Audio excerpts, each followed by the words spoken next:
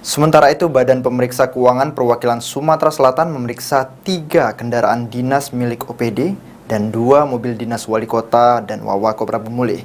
Pemeriksaan ini sendiri menjadi bagian dari penyusunan laporan keuangan. 3 kendaraan dinas milik OPD, pemerintah kota Prabu Mulih dan wali kota dan Wawako, hasil pembelian tahun anggaran 2022 diperiksa tim dari BPK Provinsi Sumatera Selatan. Satu persatu kendaraan roda 4 diperiksa kelengkapannya, mulai dari kendaraan wali kota Ridho Yahya, wakil wali kota Andriansyah Fikri, dan 3 mobil OPD, salah satunya dari Dinas Perpustakaan.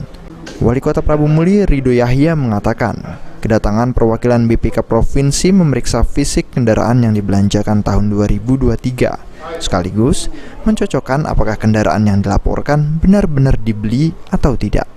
Orang nomor 1 di Prabu Mulih ini ingin mencicipi dulu mobil dinas baru selama 7 bulan atau sampai masa jabatan wali kotanya habis. Ini kita siapkan untuk PJ-nya. PJ ini Pak. PJ ada numpang pakai dulu, 7 bulan ini. Kira-kira lemak rupanya, ngenyos. Jadi pemeriksaannya dalam rangka apa itu?